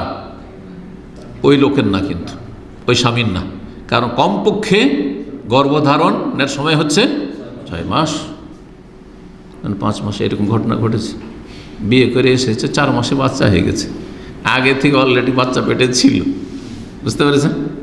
তাহলে বাচ্চা না ওর। কিন্তু যদি অমুসলিমদের ধর্মে এটা থাকে যে না, তাদের 5 মাসে হয়ে যায়, তাহলে তাদের বংশ পরিচয় তাদের থাকবে, বলা যাবে না যে আরো সন্তান, তোদের কাছে ওইটা তোরই সন্তান, যা, কিন্তু আমাদের কাছে ওইটা ওর সন্তান না, বুঝতে পেরেছেন? ইসলামের আলোকে। 10 নম্বর অধিকার, তাদের যে ব্যবসা বাণিজ্য, তাদের আপোষে যে ব্যবসা বাণিজ্য রয়েছে সেগুলির স্বাধীনতা রয়েছে। মুসলিমদের জন্য অমুসলিমদের সাথে ব্যবসা বাণিজ্যের আদান প্রদান সেটাও জায়েজ। এই জন্য রাসূলুল্লাহ সাল্লাল্লাহু আলাইহি ওয়াসাল্লাম মদিনার একজন ইহুদির কাছ থেকে শেষ জীবনেই, রাসূলুল্লাহ সাল্লাল্লাহু আলাইহি ওয়াসাল্লামের তিরোধানের পূর্বের ঘটনা এটা, সহিহ বুখারীতে হাদিস রয়েছে, 2 জায়গায় হাদিস সহিহ বুখারীতে রয়েছে। রাসূলুল্লাহ সাল্লাল্লাহু আলাইহি ওয়াসাল্লাম একজন ইহুদির কাছ থেকে জব কিনেছিলেন 30 সা, সহিহ বুখারীতে রয়েছে 30 সা, 30 সা, এবং ধারে কিনেছিলেন, যখন পয়সা নেই তো পরে দিয়ে দেব, তো জামানত হিসাবে তার কাছে বন্ধক রেখেছিলেন। কি রেখেছিলেন? বর্ম, শরীরের যে যুদ্ধের ময়দানে রণক্ষেত্রে যেটা ব্যবহার করা হয় শরীরে সুরক্ষার জন্য, সে বর্ম, ওয়াদির ওহু মারহুনাতুন ইনদা ইহুদি, রাসূলুল্লাহ সাল্লাল্লাহু আলাইহি ওয়াসাল্লাম বর্ম বন্ধক রাখা ছিল এক ইহুদির কাছে। অথচ এই বর্মকে মুসলিমদের খেলাফ ব্যবহার করতে পারে, সম্ভব আছে না? নেই, তারপরও রেখেছেন। তাহলে অমুসলিমদের সাথে ব্যবসা বাণিজ্য জায়েজ, সেটা দেশের অমুসলিম হোক অথবা অন্য দেশের, অমুসলিম দেশ থেকে পণ্য কিছু পাঠাচ্ছেন, কিছু ওদেরগুলো আনাচ্ছেন, ইম্পোর্ট এক্সপোর্ট জায়েজ এগুলো। জি। 11 নম্বর, তাদের ধর্মের আলোকে তাদের বিবাহ শাদীর অধিকার রয়েছে, তাদের ধর্মের আলোকে বিবাহ শাদীর অধিকার রয়েছে। জি, যদিও আংশিক আলোচনা এর আগে করেছি, কিন্তু এই বিষয়টি মনে রাখতে হবে। বিবাহর ক্ষেত্রে ধরেন আমাদের বিবাহে কি রয়েছে? ইজাব এবং কবুল। প্রথম ওলি হইতে হবে, অভিভাবক। ওলির অনুমতি ছাড়া কি হবে না? বিয়ে হবে না। মেয়েদের ক্ষেত্রে, ছেলেদের না, মেয়েদের ক্ষেত্রে। আচ্ছা, তারপর ইজাব হইতে হবে ওলির পক্ষ থেকে। অভিভাবক প্রস্তাব করবে যে আমি আমার মেয়ের বিয়ে তোমার সাথে বা অমুক ছেলে অমুকের ছেলে অমুকের সাথে দিলাম, অথবা যে বিয়ে পড়াচ্ছেন কাজী সাহেব বা আলেম সাহেব, ইমাম সাহেব, তাকে বলবেন ইমাম সাহেব আমার মেয়ের বিয়েটা পড়িয়ে দেন। এটা হচ্ছে প্রস্তাব, ইজাব। ছেলে কি করবে? কবুল। একজন অমুসলিম বিয়ে করছে, এগুলো কিচ্ছু নেই তাদের, একটু সেদুর পরিয়ে দিল, বিয়ে হয়ে গেল, ধরিলেন। অথবা একটু তাদের ব্রাহ্মণে ধর্মগুরুতে মন্ত্র পাঠ করে দিল, চার্চে বিয়ে হয়ে গেল। একটা আংটি পরিয়ে দিল, সাপোজ একটা আংটি পরিয়ে দিল, কিন্তু এটা খ্রিস্টান থেকে এসছে, এই জন্য কোনো মুসলিমের জন্য আংটি পরাপরই জায়েজ নাই, ওটাই জায়েজ নাই। তওবা করেন ওই সব মুসলিমরা যারা আংটি পরিয়ে দিয়েছি, সুতরাং আমাদের কথা পাকা হয়ে গেছে। কোথায় আছে ইসলাম? এই সব কাফেরদের অন্ধ অনুকরণ, হারাম। তো আংটি পরিয়ে দিলে বিয়ে হয়ে যায়, তো বিয়ে হয়ে যায়। ওইভাবে যদি তারা সংসার করে, সংসার করুক। মক্কার কাফেররা কি এইরকম কি ইজাব কবুল করে বিয়ে করতো নাকি? না ইজাব কবুল শরীয়তের বিধান। যখন কোরআন নাজল হয়েছে, নবী সাল্লাল্লাহু আলাইহি ওয়াসাল্লাম ওহী নাজল হয়েছে, তারপরে না বুঝতে পারছেন কিনা? সুতরাং তাদের বিয়ে, জাহেলিয়াতের যুগের কাফেরদের বিয়েগুলোকে রাসূলুল্লাহ সাল্লাল্লাহু আলাইহি ওয়াসাল্লাম স্বীকৃত রেখেছেন না রাখেননি? না যখন স্বামী স্ত্রী দুইজনেই দম্পতি ইসলাম এসে কবুল করলো, ও তোমাদের তো ওই যুগে ওই রকম জাহিলি তরিকায় কাফেরদের তরিকায় বিয়ে হয়েছে, সুতরাং তোমাদের বিয়ে ঠিক ছিল না, বিয়ের নবায়ন করতে হবে। বিয়ে পড়িয়েছেন নাকি? কারো পড়িয়েছেন? না, পড়াননি। ওই বিয়েতে অমুকের ছেলে এটা, অমুকের মেয়ে এটা, স্বীকৃতি দিয়েছেন না দেন নেই? রাসূলুল্লাহ সাল্লাল্লাহু আলাইহি ওয়াসাল্লাম দিন ইসলাম দিয়েছেন। জি, তো তাদের বিবাহ স্বীকৃত, তাদের ধর্ম মোতাবেক বিয়ে করেছে। কীভাবে বিয়ে করেছেন না করেছে সেটা দেখার বিষয় নয়। ইমাম ইবনুল কাইয়িম রাহিমাহুল্লাহ তার আহকাম আহলি জিম্বা, অমুসলিমদের বিধিবিধান সম্পর্কে আহলু জিম্বার আহকাম আলোচনা করতে গিয়ে বলেছেন, লাম ইয়ানুস আহাদু মিন আইম্মাতিল ইসলাম আলা বুতনান আনকিহাতি গায়রিল মুসলিমিন। ইসলামের যত আইম্মায়ে কেরাম রয়েছেন তাদের কেউ এ কথা বলেননি যে অমুসলিমদের বিবাহগুলি বাতিল। অমুসলিমদের বিবাহ, ইহুদি, খ্রিস্টান, হিন্দু, বৌদ্ধ, প্রত্যেক ধর্মের আপন আপন বিবাহর তরিকা রয়েছে। কেউ বলেননি যে তাদের বিয়েগুলো বাতিল। ওয়ালা ইউমকিনু লিআহাদিন আন ইয়াকুলা যালিকা, কারোর জন্য এই কথা বলার অধিকারও নেই, সম্ভব না।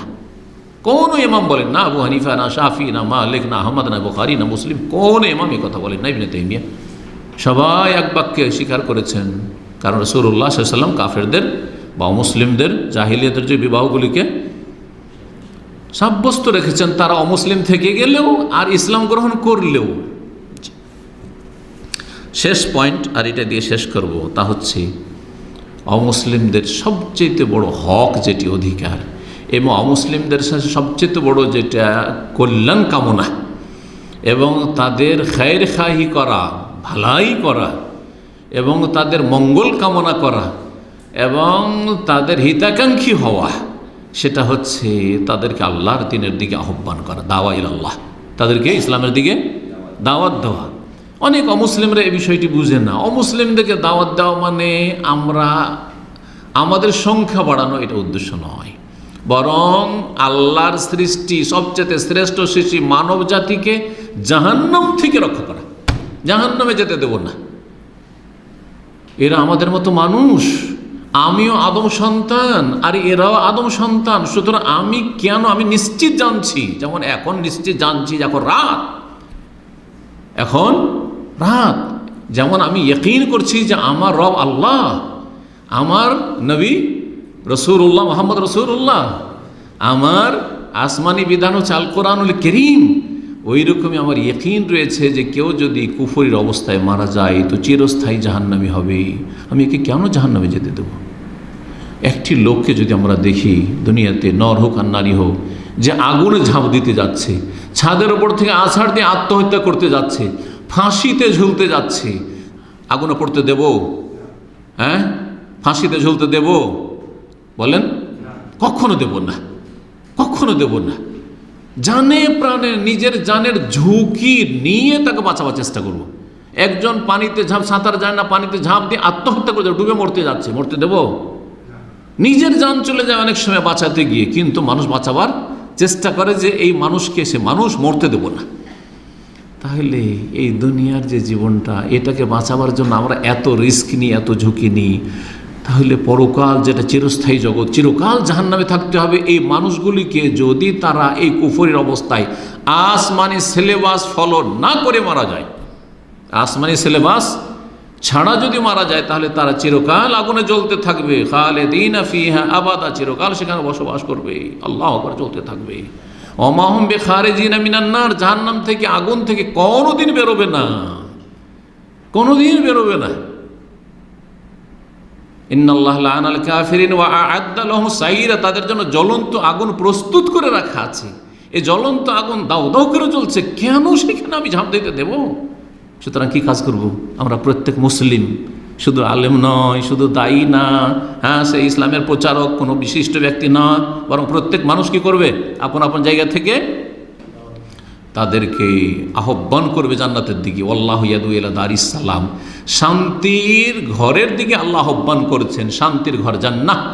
সুতরাং জান্নাতের দিকে আহ্বান করব, জাহান্নাম থেকে বাঁচাবার চেষ্টা করব মানব জাতিকে। সুতরাং অমুসলিমদের সবচেয়ে বড় কল্যাণ করা হচ্ছে আল্লাহর দ্বীনের দিকে আহ্বান করা। ইসলামকে তাদের সামনে সুন্দরভাবে উপস্থাপনা করা, ইসলাম সম্পর্কে যদি তাদের ভুল বোঝাবুঝি থাকে তাহলে সেই ভুল ধারণাগুলি দূর করার চেষ্টা করা, আর তাদের ইসলামের সৌন্দর্য তুলে ধরা। আর তারপরে সবচেয়ে বড় গুরুত্বপূর্ণ তাদের দাওয়াত হচ্ছে সাইলেন্ট দাওয়া, নীরব আহ্বান, নীরবতার সাথে দাওয়াত করা। সেটা হচ্ছে অমুসলিমদের পাশে বাস করেন, আপনার চলা ফেরা আখলাক চরিত্রের মাধ্যমে আকৃষ্ট করেন যে এই লোকটি এত ভালো কি করে, এই লোক এত ভালো কি করে। জি, অমুসলিমরা সৌদি আরবে অনেকেই যারা বসবাস করে প্রবাসী হয়ে, আমি তাদের স্ট্যাটাস দেখেছি সোশ্যাল মিডিয়াতে। একজন মহিলা, শিক্ষিতা মহিলা স্ট্যাটাস দিচ্ছে ভারতের, সে জেদ্দায় থাকে, কোনো একজন ডাক্তার, ফিমেল ডাক্তার, সে স্ট্যাটাস দিয়েছে। এইরকম অনেকগুলি দেখেছি, কিন্তু এটা মনে আছে এই করোনার যুগে দেখেছি যে যেইভাবে সৌদি আরবে আমরা সার্বিক দিক থেকে নিরাপদ, নিজের দেশে নিরাপদ নয়। একাই আমি মলে যাই, একাই সুপার মার্কেটে যাই, একাই রাস্তাঘাটে ঘুরি, একাই আমি আমার হসপিটালে ক্লিনিকে যাই, কোনোদিন আমাকে কেউ উত্ত্যক্ত করে না। জি, এটা কি করেছে? আকৃষ্ট করেছে। এই আকৃষ্ট আমরা করতে থাকবো আমাদের আখলাক চরিত্র দিয়ে তাদেরকে, তখন তার সে মানুষ প্রশ্ন জাগবে যে এত ভালো মানুষ কি করে হইতে পারে। জীবনে মিথ্যা কথা বলবো না, জীবনেও ধোকা দেব না। আমার কাছে গাড়ি খরিদ করতে এসছে একজন অমুসলিম, গাড়িতে যা দোষ আছে সব বলে দেব। অবাক হবে, আরে আমার খ্রিস্টান আমার স্বজাতি, ইহুদি আমার স্বজাতি, সে জীবনেই বলবে না আমাকে কত ধোকা দিয়েছে। আর এই মুসলিম এক একটা করে বলে দিয়েছে আমার গাড়িতে এই সমস্যা আছে, আমার গাড়িতে এই সমস্যা, আমার গাড়িতে এই সমস্যা আছে। অবাক অবাক হয়ে যাবে। কথা বুঝতে পারছেন? মদিনা ইউনিভার্সিটির এক ছাত্রের গল্প মনে পড়ে গেল। সুবহানাল্লাহ, এটা হচ্ছে চরিত্র দিয়ে দাওয়াত দেওয়া। এয়ারপোর্টে গিয়ে নেমেছে, দেশে যাচ্ছে, অনেক আগে, তখন তো এইরকম উন্নত মেশিন ছিল না, তখন জিজ্ঞাসা করতো যে তোমার কাছে ইলেকট্রনিক কি সামান আছে, আর তখন ওগুলোর ওপর কি করতো, হ্যাঁ লাগাইতো, চার্জ লাগাইতো আর কি, অনেক পয়সা লেগে যেত। তো সে ধার্মিক ছেলে, বলছে আমি সত্য কথা বলবো, আমার পয়সা লাগুক, কিন্তু সত্য কথা বলবো। ওকে জিজ্ঞাসা করেছে তোমার কাছে কি কি সামান আছে, বলেছে আমার কাছে এই আছে, আমার কাছে এই আছে, কটা কি আছে, কটা কি আছে সব বলে দিয়েছে। আমাদের যুগে আমরা যখন ছাত্র ছিলাম, আজকে 30 বছর আগে, 28 বছর 30 বছর আগের কথা বলছি, এবং সেই ছেলেকে আমি চিনি, খুবই দিনদার পরেশগার মানুষ। সব যখন বলে দিয়েছে, তখন সেখানে যে কাস্টম অফিসার, সে তাকাচ্ছে অবাকে যে কোনো প্যাসেঞ্জার তো এইভাবে বলে না যে আমার কাছে এই আছে, এতটা আছে, এতটা আছে, এতটা আছে, এতটা স্বর্ণ গোল্ড আছে, তো এই আছে, সেই আছে, এই ঘড়ি আছে, তমুক আছে, তমুক আছে। যে মোবাইলের যুগ ছিল না, কিন্তু সব বলে দিচ্ছে। অবাক হয়ে তাকাচ্ছে, তো বলছে তুমি সব বলে দিলে? বলছে আমার ধর্মে মিথ্যা বলা হারাম, আমার ধর্মে মিথ্যা বলা হারাম, আমি মিথ্যা বলে জাহান্নামে কেন যাবো, আমি নরকে যাব? তখন বলছে যাও যাও, ছেড়ে দিল তাকে, কিছুই নিল না তার কাছে কাস্টম অফিসার। কিন্তু যারা মিথ্যা বলেছে তাদের সন্দেহ হইল, আর তল্লাশি করা শুরু করলো, আর তারা বের করে করে সবার কাছে কাস্টম চার্জ লাগালো, সবার উপর, এবং কাস্টম চার্জ নিল। বুঝতে পেরেছেন সততা? তো চরিত্রের মাধ্যমে দাওয়াত দিতে হবে। নবী করিম সাল্লাল্লাহু আলাইহি সাল্লাম বলেছেন মান দাল্লা আলা খাইরিন ফালাহু মিসলু আজরি ফালি, কেউ যদি কল্যাণের রাস্তা দেখায় তার জন্য, যেই ব্যক্তি কল্যাণের কাজ করলো তার সমান সওয়াব প্রতিদান রয়েছে। আপনি একটা লোককে যদি জাহান্নামের রাস্তায় জান্নাতের রাস্তায় ফিরিয়ে দেন, যতগুলি ভালো কাজ করবে সেগুলির একটা ভাগ আপনি পেতে থাকবেন আপনি। সুতরাং এই কাজে কখনো পিছপা হবেন না, ভালো চরিত্রের মাধ্যমে। আর তার সাথে আরও যদি কিছু সম্ভব হয় তাহলে ভালো কথার মাধ্যমে ইসলামের দিকে, শান্তির ধর্মের দিকে আহ্বান করবেন। এটা তাদের ওপর সবচেয়ে বড় ইহসান করা, অনুগ্রহ করা, এবং এটা তাদের জন্য, অমুসলিমদের সবচেয়ে বড় গিফট। আপনি যদি 1 লাখ টাকাও কোনো ব্যক্তিকে দিয়ে দেন, তো 1 লাখ টাকাই দিলেন, শেষে ও পাপ করে মারা গেল, জাহান্নামে যাবে না? যাবে না। কিন্তু আপনি একটা পয়সাও দিতে পারলেন না, কিন্তু সে জাহান্নামের রাস্তায় ছিল, তাকে জান্নাতের রাস্তায় লাগিয়ে দিলেন, আপনার ওসিলায় জান্নাত চলে গেল। কত বড় অনুগ্রহ করলেন আপনি, সবচেয়ে বড় হাদিয়া, সবচেয়ে বড় গিফট তাকে দিলেন আপনি। এই জন্য যার মাধ্যমে যে হেদায়েত পায়, সে যে কত বড় তার উপরে ইহসান করেছে, এটা আপনি টাকা দিয়ে আপনি কিনে পাবেন না। টাকা দিয়ে কিনে পাবে না, টাকা দিলে কিন্তু আপনাকে যদি 10 লাখ টাকা দিই, 1 মিলিয়ন 10 মিলিয়নও দিয়ে দিই তো কি, হ্যাঁ হতে পারে যে টাকায় আপনাকে খারাপ করে দিল। কিন্তু যদি আপনি কারো মাধ্যমে হেদায়েত হয়ে থাকেন তো কত বড় যে আপনার উপরে ইহসান হয়েছে তার পক্ষ থেকে। সুতরাং দাওয়াতের কাজে কেউ পিছপা হবেন না। আল্লাহ রাব্বুল যেন আমাদেরকে তৌফিক দান করেন, আরও বেশি বেশি তৌফিক দান করেন, এবং আমাদের যারা দাওয়ার ময়দানে কাজ করছে আল্লাহ যেন অহংকার মুক্ত রাখেন, যাতে করে এতে এত বেশি আনন্দিত না হয় যাতে আমল আমাদের নষ্ট হয়ে যায়, এটাও যেন না হয়। আল্লাহ যেন ইখলাস দান করেন। রাসূলুল্লাহ সাল্লাল্লাহু আলাইহি ওয়াসাল্লাম বলছেন, ওয়াল্লাহি আল্লাহর কসম করে বলছি, লা ইয়াহদি আল্লাহু বিকা রাজুলান ওয়াহিদান খায়রুল লাকা মিন হুমুরিন নাম। তোমার মাধ্যমে যদি আল্লাহ একটা লোককে সঠিক রাস্তা দেখে, জান্নাতের রাস্তা দেখিয়ে দেয়, তাহলে এটা লাল উট, সবচেয়ে মূল্যবান আরবদের সম্পদ, তার চেয়ে বেশি ভালো। সুতরাং জাহান্নামের রাস্তা থেকে জান্নাতের রাস্তায় লাগাও। অশান্তির, কষ্টের, আযাব, শাস্তির পথে চলছে সেখান থেকে অমুসলিমদেরকে শান্তির রাস্তায়, শাস্তির পথ থেকে শান্তির পথে নিয়ে আসার চেষ্টা করো। আল্লাহ রাব্বুল যেন আমাদের তৌফিক দান করেন। শেষখানে একটি কথা বলে শেষ করব। অধিকারগুলি বলা শেষে আমি 12টি পয়েন্টে বললাম। এই অধিকারগুলি অমুসলিমের রয়েছে, কিন্তু সতর্ক সাবধান। এই অধিকারগুলি ঠিকভাবে যথাযথ পালন করা, আদায় করা এবং সেই অধিকার প্রাপ্যগুলি তাদেরকে দেওয়া, এটা হচ্ছে মধ্যম পন্থা। এই ক্ষেত্রে যেমন চরম পন্থা জুলম, অত্যাচার, বাড়াবাড়ি করা, অবিচার করা, তাদের সাথে খারাপ আচরণ, চরম পন্থা হারাম, ঠিক তেমনি ঢিলা পন্থা হারাম। ঢিলা পন্থা কি? অমুসলিমদের সাথে এত খাতির, ধর্মীয় খাতির, আমরা তাদের পূজা পার্বণে হাজির। এক শ্রেণী আমাদের মুসলিমরা, মুসলিম নেতারা, হ্যাঁ মুসলিম প্রভাবশালী পয়সাওয়ালারা মসজিদেও আছে, চার্চেও আছে, গির্জাতেও আছে, মসজিদে আছে, অন্য জায়গাতে শিরক কুফরির আস্তানাতেও আছে। না না, মোটেই না, এইটা চলবে না। তাদের যেসব মেলা ঠেলা আছে, পুজোর মেলা, তাদের উৎসব, সে উৎসবে আনন্দ প্রকাশ করা, উৎসব শেয়ার করা। কেন কোনো অমুসলিম কি আপনাদের মসজিদে জুমা পড়তে আসে, 5 ওয়াক্ত জামাতে আসে? হ্যাঁ, আর আপনাদের সাথে ঈদ পড়তে আসে? তাহলে আপনাদের সাথে আপনারাও কোরবানি করছেন, সুতরাং ওরাও কোরবানি দিন কোরবানি করছে নাকি? কোনো মুসলিম তো এই কাজ করে না। তো আপনারা কেন তাদের পূজা পার্বণে গিয়ে হাজির, তাদের মেলায় গিয়ে হাজির, তাদের এত উদারতা কেন? এটা হচ্ছে দিন সম্পর্কে অজ্ঞতা অথবা বেপরোয়া হয়ে যাওয়া। আমার ধর্মের প্রয়োজন নেই, আমার আখেরাতের প্রয়োজন নেই, আমার জান্নাতের প্রয়োজন নেই, যা মনে আসলো তাই করলাম, যা মনে আসলো তাই বললাম। জি, এদের ইসলাম নেই আসলে। সতর্ক সাবধান। দুই দিকে গুমরাহি রয়েছে। বাড়াবাড়ি করে জুলম অত্যাচার করা মুসলিমদের উপর হারাম, যেমন ঠিক তেমনি ধর্মের ক্ষেত্রে ছাড় দাও, মানে ওদের ধর্ম ওরা পালন করুক, ওদের উৎসব, ওদের ধর্ম ওদের ধর্ম, ওদের উৎসব, আমাদের না ধর্ম না আমাদের উৎসব। কিন্তু কি স্লোগান এটি এক শ্রেণীর অজ্ঞদের, যে ধর্ম যার যার, কিন্তু উৎসব সবার। না না, উৎসব আপনার ধর্ম আপনার উৎসব। আমার ঈদুল ফিতর আমার উৎসব, আমার ঈদুল আজহা আমার কোরবানি আমার উৎসব। ওরা তো করেন না, আর ওদেরকে ডাকি না, ওটা করতেও বলবো না যতক্ষণ পর্যন্ত ইমান না নিয়ে আসবে। কথা বোঝা গেছে? স্বেচ্ছায় স্বাধীনভাবে ইমান নিয়ে এসে কোরবানি করুক, ঠিক আছে, কিন্তু তুমি আসো আমি আসি 2-1টাতে, না না না, এটা নেই ইসলামে। সুতরাং সাবধান, কোন মুসলিম তাদের উৎসবে অংশ নেবে না।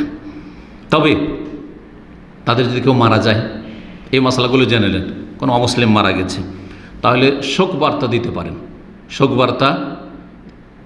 পারেন এবং তাদের বলবেন যে আপনাদের এই যে বিপদ আপদ এসেছে বা মুসিবত, এই মুসিবতকে আল্লাহ কি করুক, লাঘব করুক, দূর করুক, আপনাদেরকে ধৈর্য ধারণের তৌফিক দান করুক, এগুলো কথা বলেন। আল্লাহ আপনাদেরকে উত্তম বিকল্প দান করুক, এই ধরনের ভালো কথা বলতে পারেন। কিন্তু বলবেন আল্লাহ ক্ষমা করুক, আল্লাহ জান্নাতবাসী করুক, ইন্না লিল্লাহি ওয়া ইন্না ইলাইহি রাজিউন, না, এটা হারাম। কারণ যে কুফরের অবস্থায় মারা চলে গেছে, ইমানবিহীন মারা গেছে, তার জন্য আর ক্ষমার দরজা নেই, ক্ষমার রাস্তা বন্ধ করে দিয়েছেন আল্লাহ রাব্বুল আলামিন। সুতরাং ক্ষমার দোয়া করতে পারবেন না, রহমতের দোয়া করতে পারবেন না, এই দোয়াগুলি করতে পারবেন রাহিমাহুল্লাহ, আল্লাহ রহম করুক, চলবে না। তাদের জন্য তাদের বাইবেল পাঠ করছে আর আপনাদের মোল্লারা গিয়ে কোরআন খানি করছে। বড় নেতা মারা গেছে তখন, এগুলো হয়েছে কিন্তু মুসলিমরা করে, ওদের বাইবেল পাঠ হচ্ছে আর এরা গিয়ে কি করছে, কোরআন খানি করছে বিদাতি মোল্লারা। আর এদের তো ধর্ম মাজারের ধর্ম, সুতরাং অসুবিধা নেই, মাজারে যে কাজটা করছে ওইটা ওখানেও করছে, অসুবিধা নাকি, এটা ইসলাম নয়। সতর্ক সাবধান। তবে জীবিতদের জন্য হেদায়েতে দোয়া করবেন। বেঁচে আছে, কুফুরে অবস্থায় মারা যায়নি, এখনও বেঁচে আছে, আল্লাহ ফিরিয়ে দিতে পারে। আল্লাহ তুমি এই লোকটাকে হেদায়েত করে দাও। নবী করিম সাল্লাল্লাহু আলাইহি সাল্লাম দোয়া করেছেন না করেননি ওমরের জন্য? দুই উমর ছিল, ওমর আর আমর বিন হিশাম, আবু জাহল। আল্লাহ দুই উমরের মাঝে যেটা তোমার কাছে প্রিয় তাকে তুমি হেদায়েত করে দাও। আল্লাহ রাব্বুল কাছে প্রিয় ছিল উমর বিন খাত্তাব, উমরকে আল্লাহ হেদায়েত করে দিলেন। আবু জাহল প্রিয় ছিল না, নিকৃষ্ট ছিল আল্লাহর কাছে, জালেম ছিল, সীমা লঙ্ঘনকারী, আল্লাহ তাকে হেদায়েত করেননি। তাহলে হেদায়েতের দোয়া করা যেতে পারে যে কোনো কাফের সম্পর্কে, যে কোনো অমুসলিম সম্পর্কে। জি, আল্লাহ রাব্বুল যেন বুঝার তৌফিক দান করেন এবং আল্লাহ রাব্বুল আলামিন যেন আমাদেরকে আবার দোয়া করি মধ্যম পন্থা অবলম্বনের তৌফিক দান করেন। বাড়াবাড়ি থেকে আমাদের মুসলিম যুবকদেরকে, মুসলিম মূর্খদেরকে এবং সীমা লঙ্ঘন করে অন্যায় অত্যাচার করা এবং প্রতারণা করা আর কোনো অপরাধে জড়িত হওয়া, এসব থেকে মুসলিমদেরকে বেঁচে থাকার তৌফিক দান করেন। এবং তার সাথে সাথে অপরদিকে আরেক শ্রেণীর মুসলিম রয়েছে যাদের মাঝে অজ্ঞতার কারণে অথবা তাদের বেপরোয়া হওয়ার কারণে যে ছাড়াছাড়ি রয়েছে এবং তারা অমুসলিমদের ধর্মকর্মে শরিক হয়ে যাচ্ছে, এসব গুমরাহি ভ্রষ্টতা থেকে তাদেরকেও বেঁচে থাকার যেন তৌফিক দান করেন এবং এই সমস্তদের অনিষ্ট থেকে মধ্যমপন্থী মুসলিম উম্মাকে আল্লাহ যেন হেফাজত করেন। আল্লাহ রাব্বুল আলামিন যেন মানব জাতির কল্যাণ করেন এবং সমস্ত মানুষকে আল্লাহ রাব্বুল আলামিন হেদায়েত দান করেন, এই দোয়া করি। এবং হেদায়েতের পথে রাখেন, যারা হেদায়েতের ওপর রয়েছে আল্লাহ তাদেরকে হেদায়েতের উপর অটল রাখেন। জান্নাতের পথে রয়েছে আল্লাহ জান্নাতের পথে অবিচল রাখেন। জাহান্নামের পথে রয়েছে আল্লাহ যেন তাদেরকে ফিরে আসার তৌফিক দান করেন এবং আল্লাহ রাব্বুল আমাদের ইহকাল পরকালে সার্বিক কল্যাণ যেন দান করেন। ওয়া সাল্লাল্লাহু আলা নবিয়িনা মুহাম্মদ ওয়া আলা আলিহি ওয়া সাহবিহি আজমাইন।